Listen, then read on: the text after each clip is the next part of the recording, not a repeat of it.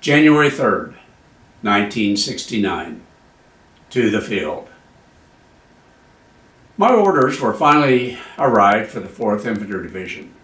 I was assigned to a mechanized infantry unit in the Central Highlands near where Cambodia, Laos, and Vietnam meet. The 4th Infantry Division was headquartered at Camp Enari near Pleiku. I was pleased to see Sergeant Frederick's name just above mine on the orders, since he was a fellow Texan. We had trained together at Fort Benning, Georgia, and Fort Lewis, Washington, and already become close friends. Having recovered from jet lag, we were awakened at 3 a.m. on January 8th to catch a transport plane to Pleiku. My concerns about flying the length of Vietnam at night in a military transport were replaced with more pressing concerns. Can a plane really fly with no insides? We sat on a floor that was on rollers. About every 3 feet, a rope was tied from one side of the airplane to the other. We were told to hold on to the ropes and watch out for the cracks between floor sections. Distracted by the sights and sounds of the landing gear, the flight went rather quickly. I was amazed that after hearing so much about the jungles of Vietnam, there was not a tree in sight. Sergeant Frederick and I went through a couple of days of orientation before we were sent north by convoy to Camp Enari near Kontum. Enari was mostly tents with the exception of the mess hall and chapel. The perimeter had been cleared, and beyond the perimeter were lots of trees. The creek bed that ran through the camp was overgrown. The brush had been sprayed with diesel fuel, and I was given the enviable task of setting the fire and burning off the brush. After a couple of days at Enari, a voice yelled into our tent, "Grab your stuff, your ride's here." It was January 18th, 1969, when Sergeant Frederick and I stepped out of the tent and saw 3 APCs, also known as armored personnel carriers, waiting to pick us up. The soldiers milling around the tracks were somehow different from all the soldiers I had trained with.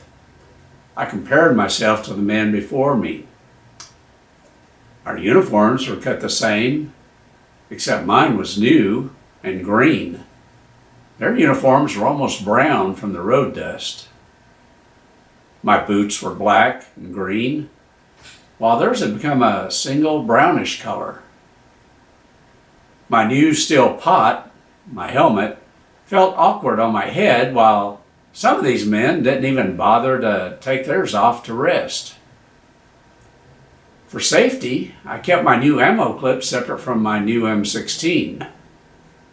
They were walking around with loaded rifles strapped to their shoulders. In training, we rode inside the APCs. However, the enemy's handheld B-40 rocket launcher could burn a hole through the armor, and the molten armor would then splatter inside the track. This gave APCs the nickname death boxes. In Vietnam, the practice was to ride on top, and the inside was reserved to carry supplies. Sergeant Frederick and I climbed on top for our first ride. We had not reached the camp gates before it was obvious there was a trick to riding on the APCs. Sergeant Frederick and I were the only two who needed our hands to stay aboard. When we passed through the gates and the safety of Enari, we crossed a line. My safety was no longer in the hands of some faceless troop at the perimeter.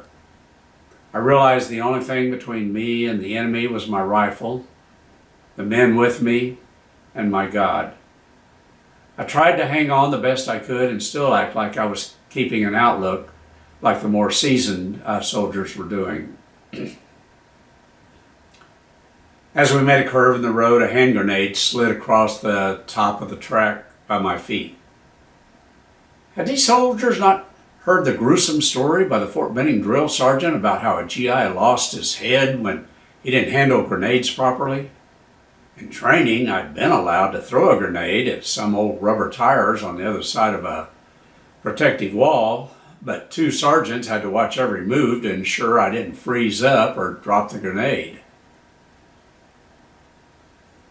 outranked most of the men on the track, and I knew the Fort Benning sergeants would not have stood still for such careless disregard for explosive material.